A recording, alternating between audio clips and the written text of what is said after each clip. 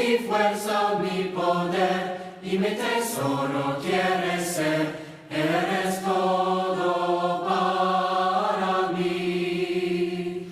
Joya preciosa de mi hogar, nunca te quiero abandonar, vive en mí, Señor. Eres mi fuerza, mi poder, y mi tesoro quieres ser.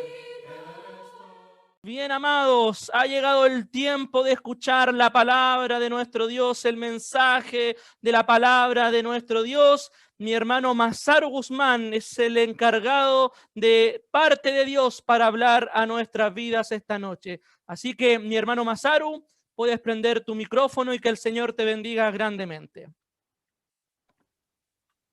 Buenas noches, amados hermanos, saludos, qué gusto estar con ustedes, verles, compartir, cantar, orar. Qué maravilloso, qué lindo, cuánto me gozaría que un día pudiéramos estar así, en esta tierra por lo menos, porque vamos a estar así en el cielo, adorando juntos a nuestro Dios.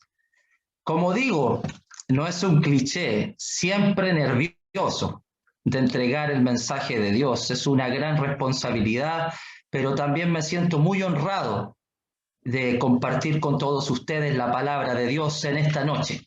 Les invito a que podamos abrir nuestras Biblias en Primera de Timoteo, por favor. Primera de Timoteo, capítulo 1. Vamos a estar considerando desde el versículo 12 en adelante. Primera de Timoteo, capítulo 1, desde el versículo 12 en adelante, mis amados hermanos. Bien, el apóstol Pablo le escribe a su hijo Timoteo esta carta, ¿verdad? Él estaba en Éfeso corrigiendo algunas deficiencias dentro de la iglesia. Había miembros de la iglesia que se desviaron de la verdad de la palabra y ese mal entendimiento comenzaron a enseñarlo a la propia congregación. Esas enseñanzas tenían que ver con creencias de fábulas, creencias en genealogías y también estaban haciendo un mal uso de la ley del antiguo pacto.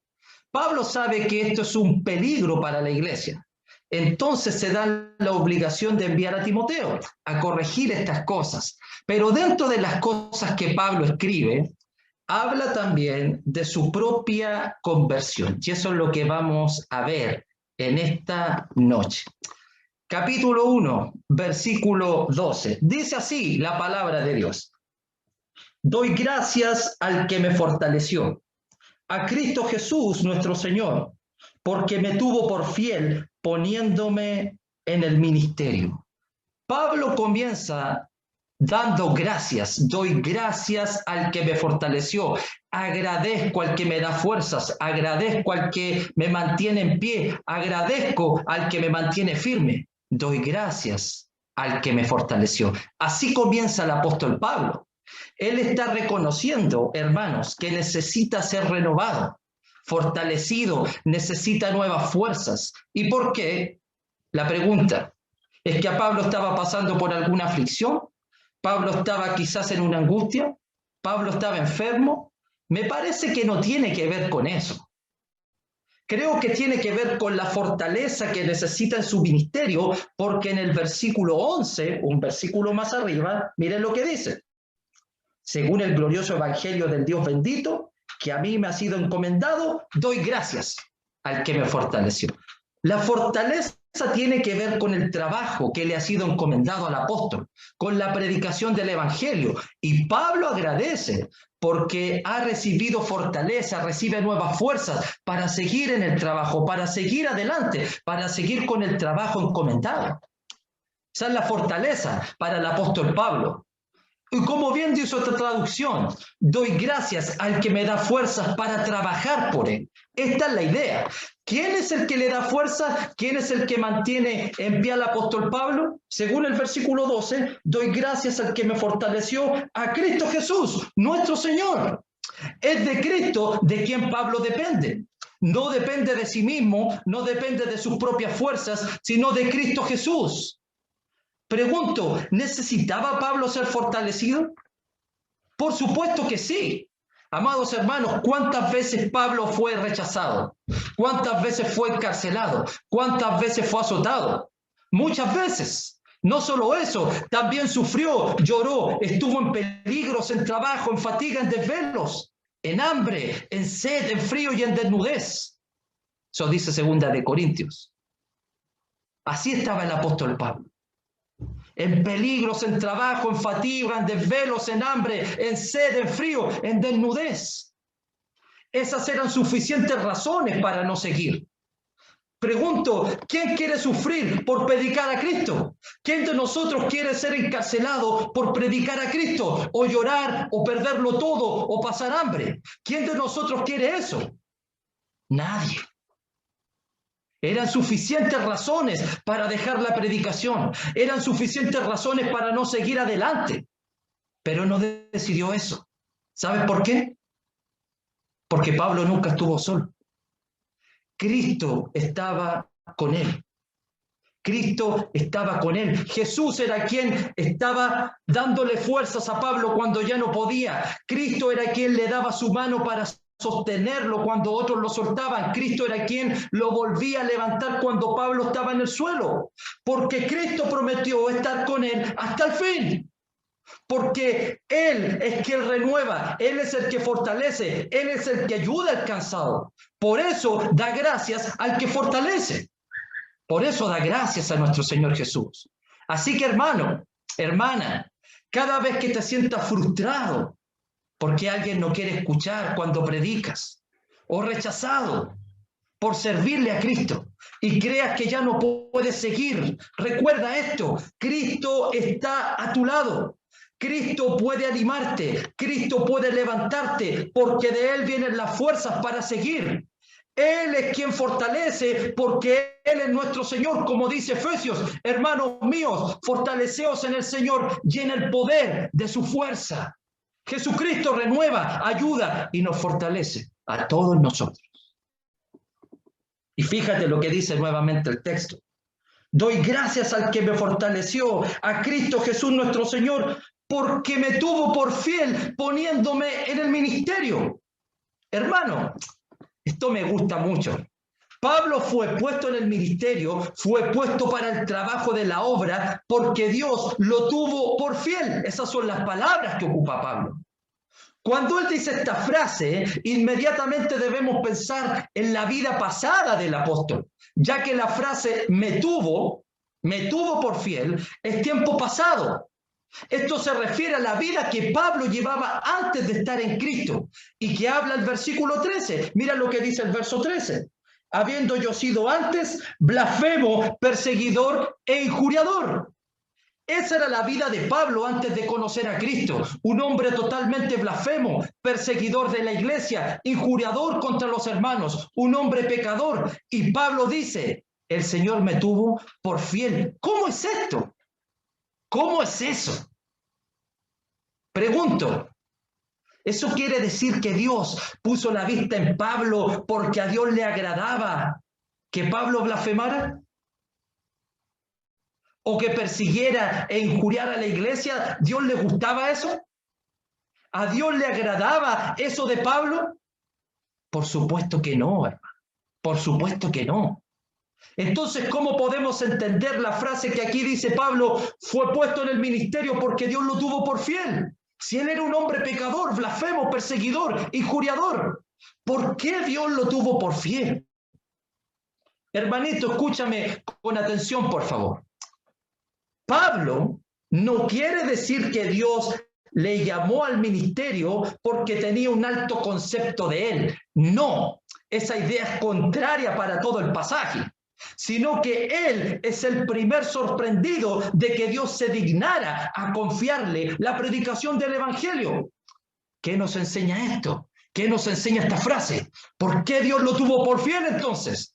Hermano, hermana, aquí vemos o vamos a aprender algo muy importante del carácter de Dios. La forma de vivir y de actuar de Pablo era simplemente porque lo que dice el versículo 13 al final, mira lo que dice el 13 al final.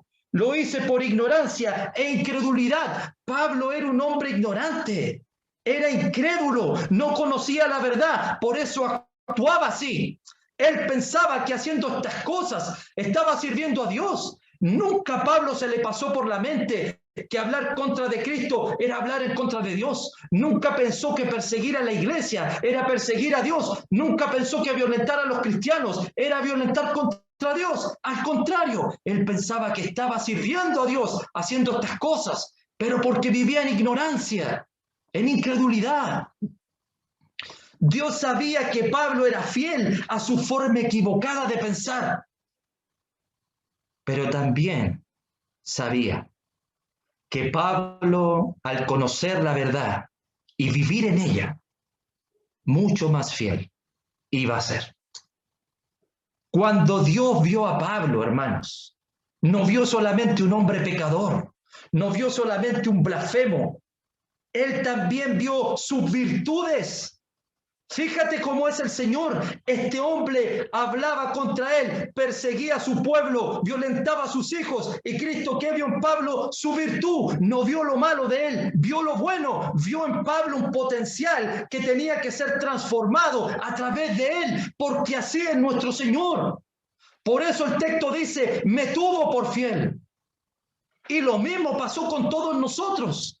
Cuando el Señor nos llamó, no éramos diferentes a Pablo. También estábamos llenos de pecado, llenos de mentiras, llenos de odio, llenos de fornicación, de blasfemias, de envidia, llenos de toda maldad. Y el Señor pasó por alto todas estas cosas y vio en nosotros nuestras virtudes, vio en sus manos que podemos ser hombres fieles, dignos de confianza. Somos un potencial en las manos de Él.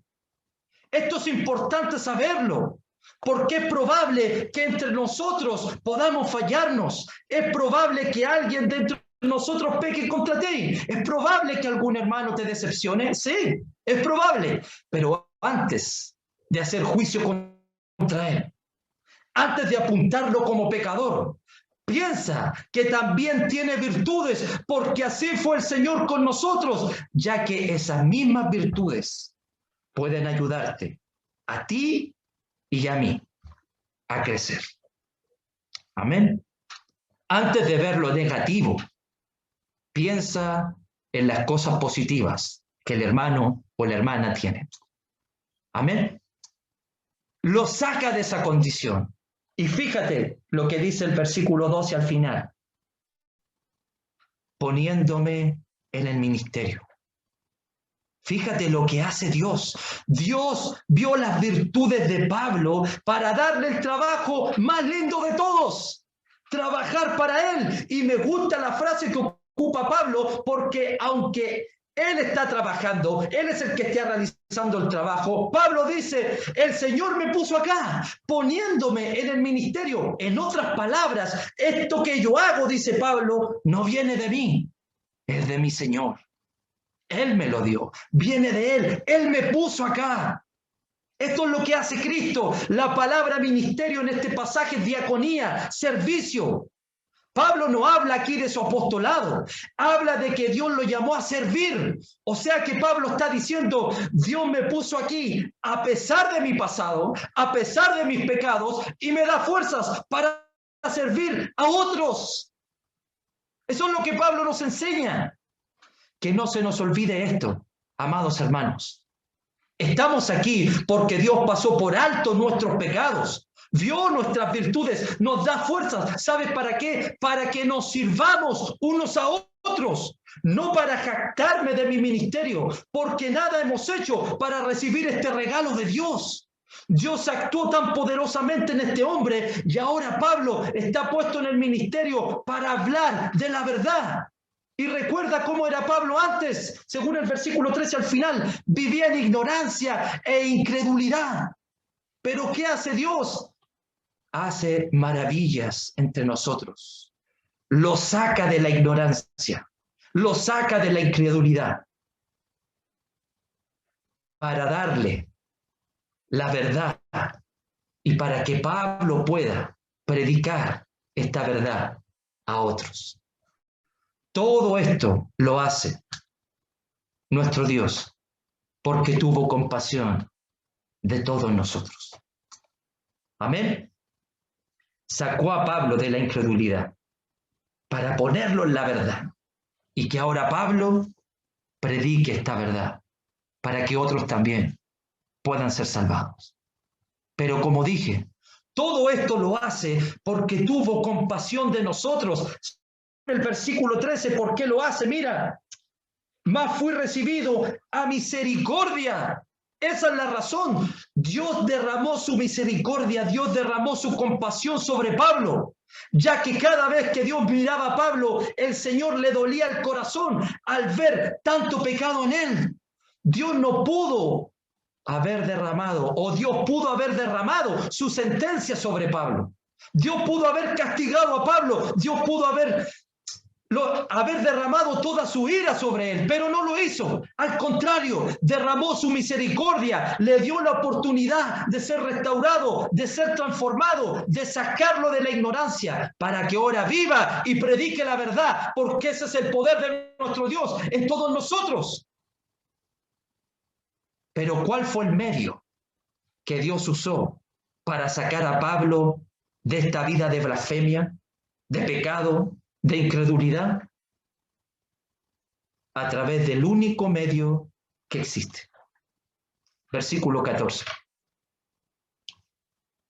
Pero la gracia de nuestro Señor fue más abundante. Hermanos, lo único que puede salvar a Pablo, lo único que nos puede salvar a nosotros y lo único que puede salvar al mundo es la gracia de nuestro Señor. Es lo único. Es la gracia lo que quita tus blasfemias. Es la gracia lo que renueva tu mente. Es la gracia lo que nos quita la ignorancia. Es la gracia lo que nos transforma. Es la gracia del Señor lo que puede quitar de tu corazón los pecados más grandes, más sucios, más oscuros. Los pecados más grandes de Pablo fueron perdonados por la gracia de Dios. Los pecados más grandes de tu vida y de mi vida fueron perdonados por la gracia del Señor. Los pecados más oscuros, más perversos del corazón del hombre pueden ser perdonados a través de la única gracia abundante de nuestro Señor. Esa es la gracia que nos salva a todos nosotros. Hermano, y no importa cuántos pecados hayas cometido, ni cuán grandes sean tus pecados, no importa de cuánto pecado abunda en tu vida, porque más abundante que tus pecados, más abundante que mis pecados, es la abundante gracia de Dios. La abundante gracia de Dios. La palabra abundante en este texto tiene el sentido de que sobreabunda, desborda, que no tiene límites, como un vaso que se llena y se llena y se llena y se llena. Eso quiere decir que hay tanta gracia que puede cubrir todos los pecados, aún los más perversos, como dije, los más oscuros. Nada, ni todo el pecado del mundo se compara a la sobreabundante gracia de nuestro Dios. Es por eso que Pablo habla de su vida pasada en este pasaje.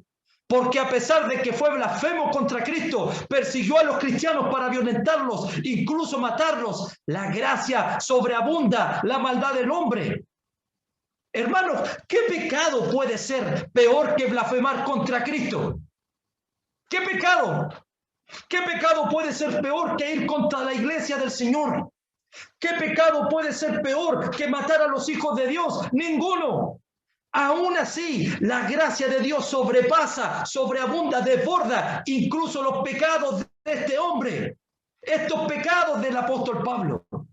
No existe ningún pecado que la gracia de Dios no pueda perdonar. Es la gracia de Dios lo que hizo que a Pablo llegara a ser su hijo. Es la gracia de Dios lo que hace que nosotros lleguemos a ser sus hijos. Hay una diferencia entre la palabra misericordia y la palabra gracia. Misericordia es lo que frena a Dios para no condenarnos. Se duele en el corazón vernos así. Pero la gracia es cómo Dios actúa para quitarnos de la condenación sin nosotros merecerlo. Dios no solamente siente pena o tristeza por alguien que está en pecado. Esta tristeza lo lleva a una acción, y esta acción de Dios con los hombres es sacarlo de su condición de pecado, transformarlo en una nueva criatura para Él a través de su gracia. Esta es la gracia de Dios en nuestras vidas. Esto es lo que hace el Señor. a través de su poderosa gracia, la gracia de Dios. Pero la gracia de nuestro Señor fue más abundante con la fe y el amor que es en Cristo Jesús, dice el versículo. Hermanos, la fe y el amor en este pasaje son nuestra respuesta a la gracia que recibimos de parte de Dios. O sea que la fe en mi vida va creciendo, el amor en mi vida va creciendo porque hemos recibido la gracia del Señor. Esa debe ser nuestra respuesta al recibir la gracia de Dios. Crecer en fe y crecer en amor. Crecemos en fe y crecemos en amor porque respondemos a lo que Dios hizo por nosotros. Además dice el pasaje que esta fe y este amor están en Cristo Jesús. El hecho de que la fe y el amor estén en Cristo muestra con toda claridad que no se trata de estas cosas de cualidades humanas, sino de ejemplos vivos de que la gracia está actuando en nosotros. El hecho de que la fe y el amor crezcan en nuestra vida son muestras visibles de una relación viva con nuestro Salvador. Al final, hermanos, somos lo que somos por la gracia de Dios. Nuestro crecimiento es la respuesta a la gracia recibida. Fíjate, ¿quién sacó a Pablo del pecado más oscuro? Dios. ¿Quién le dio el ministerio? Dios. ¿Y quién lo ayuda a crecer? Dios. Todo es en Dios. Salva a Dios, te pone a servir Dios, y tu fe y tu amor van creciendo en Cristo Jesús. Todo tiene que ver con Él, no conmigo. Por eso los cristianos no debemos jactarnos. Por eso no nos orgullecemos, porque Dios es el que está trabajando y haciendo todo a través de su maravillosa gracia. Amén. Su maravillosa gracia hace estas cosas. Versículo 15, hermano. Palabra fiel y digna de ser recibida por todos. Para mí es interesante esta frase, porque precisamente este es el problema que Timoteo debe atacar en la iglesia de Éfeso. Hay hermanos enseñando falsas doctrinas, usando sus propias palabras, su propio mensaje, totalmente opuesto a lo que Pablo le escribe a Timoteo, porque el mensaje que Pablo escribe y que Timoteo debe entregar a la iglesia es palabra fiel. De hecho, lo dice 3 veces en la carta. Mira, aquí capítulo 1, verso 15, también capítulo 3, verso 1. Mira, 3:1, palabra fiel. Capítulo 4, versículo 9, palabra fiel. 3 veces. Porque es palabra fiel. La pregunta es ¿por qué? ¿Por qué esta es palabra fiel? Porque el mensaje que Pablo está entregando no es de él. Este mensaje es el que Dios le ha entregado. Por eso es digna de ser recibida por todos, porque la palabra es de Dios. En palabras simples, Pablo le escribe a Timoteo: hijo, corrige las falsas enseñanzas, no permitas que nadie engañe a los hermanos, porque lo que te he dicho, lo que te voy a decir, es la verdad que proviene de Dios y que todos deben saber. Amén. ¿Cuál es esta verdad que todos deben saber? ¿Cuál es la palabra fiel, digna de ser recibida por todos? Versículo 15. Que Cristo Jesús vino al mundo para salvar a los pecadores. Ponme atención, por favor, hermano. Dios ya no podía ver este mundo tan lleno de maldad. Desde la creación, el hombre lo único que ha hecho es pecar contra Dios, es hacer lo malo contra Dios, es blasfemar contra Dios, es culpar a Dios, es rechazar a Dios. Generación tras generación ha rechazado a Dios sin escucharlo, sin oírlo. De hecho, hasta nos hemos burlado de Él, poniendo en duda su existencia. ¿Sabes qué merecíamos? Muerte. El castigo de toda su ira sobre nosotros. No podemos conocerle a Él por culpa de nuestros pecados. Lo que merecemos de Dios no es su conocimiento, es su juicio. Estamos condenados, estamos perdidos y sin ninguna esperanza. Excepto que Cristo Jesús vino al mundo para salvar a los pecadores. Cristo Jesús vino al mundo para salvar a los pecadores. No había forma de salvarnos, excepto por un sacrificio. Hermanito, el padre pregunta al hijo, ¿puedes? Y el hijo dice, yo puedo. Eso es lo que hizo Jesús por todos nosotros. Y cargó la ira de Dios y la maldición por nosotros. Cada golpe que Él recibió, cada escupo, cada latigazo, cada burla, cada clavo, cada insulto, lo hizo para salvarnos a nosotros los pecadores, porque para eso vino a este mundo. Los que estábamos muertos en pecado, ahora renacimos para vivir en santidad. Los que debíamos recibir castigo, ahora recibimos sus bendiciones. Los que debíamos recibir la condenación eterna, ahora gozamos del paraíso. Ahora podemos verlo, conocerlo, estudiarlo, disfrutarlo, crecer en Él y hallar en Él la satisfacción para nuestras almas. Esto es lo que hizo Jesús. Este es Jesús y esta es su gracia que le costó su sacrificio.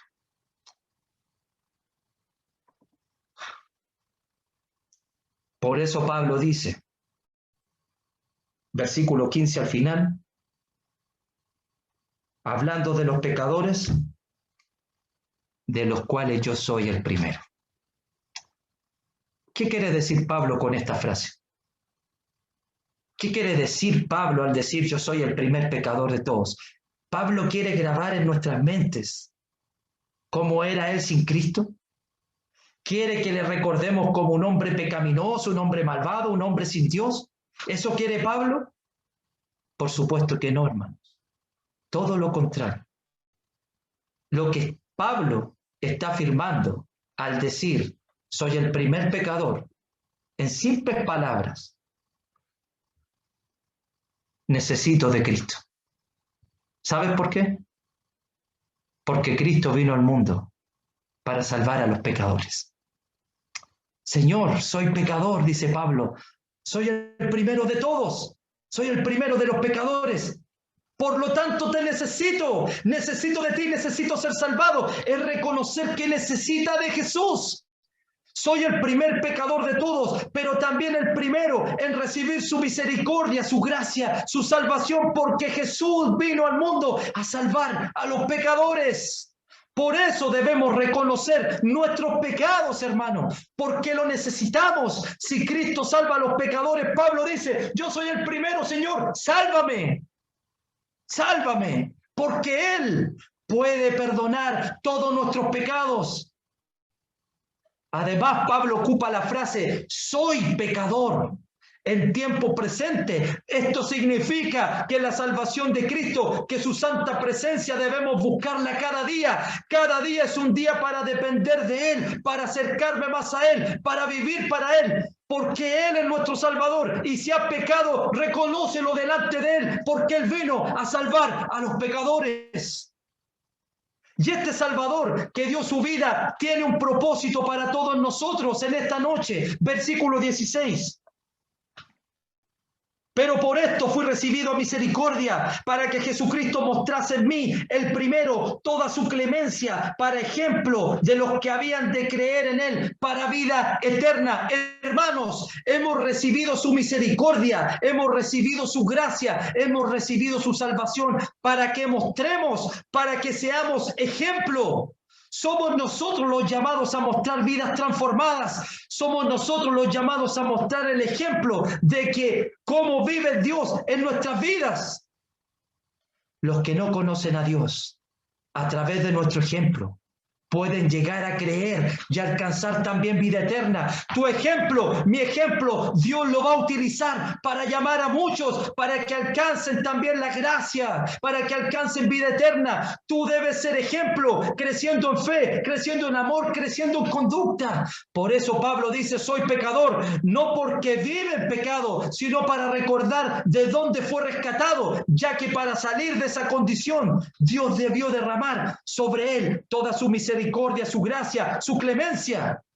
Y nuestra respuesta a lo que Dios ha hecho por nosotros es mostrar cómo vive un salvado por el Señor y ser ejemplo para que otros se salven. No te olvides de esto. Hemos sido recibidos a misericordia por Jesucristo, para que Jesucristo muestre en ti y muestre en mí ejemplo para otros. Amén. Ejemplo para otros. Eres ejemplo, mi amado hermano. Sé ejemplo en tu vida. La gente va a ver a través de ti a Jesucristo. Tú eres el llamado para mostrar la misericordia. Mi amado hermano, hoy día nuestro hermano Daniel Albarrán nos enseñaba esto. La gente no nos va a conocer porque celebramos la cena del Señor todos los domingos. No nos va a conocer por las ofrendas que hacemos. No nos va a conocer por nuestros cánticos o porque escuchamos la alabanza. La gente va a conocernos a través del ejemplo que Jesucristo vive y gobierna mi vida. Y ese ejemplo es el que debemos mostrar todos nosotros en nuestra vida. Para esto hemos sido rescatados. Dios derramó su gracia para rescatarnos. Jesucristo se sacrificó por nosotros para salvarnos. Ahora nosotros mostramos el poder de Dios a través de nuestras vidas. Amén. Para terminar, versículo 17. Por tanto, por esta razón, al Rey de los siglos, inmortal, invisible, al único y sabio Dios, sea honor y gloria por los siglos de los siglos. Amén. Hermanito, si Dios te ha salvado, si has recibido su misericordia, si has recibido su gracia, si Jesucristo murió por ti, ¿sabes qué tenemos que hacer? Hónralo, hónralo, dale honra al Dios invisible, dale honor, dale gloria a través de tu vida, no solo con tus palabras, sino a través de lo que vivimos cada día. Amén. Honrémoslo, glorifiquémoslo, exaltémoslo, porque Él hizo todo para salvarnos a nosotros. Y quiero que pienses en esto. Por los siglos de los siglos, ¿cómo puedes honrarlo por los siglos de los siglos? Enséñaselo a tu hijo. Y que tu hijo al de él. Y generación tras generación pueda vivir honrando, glorificando el nombre de nuestro Dios. Amén. Les invito a orar, amados hermanos. Busca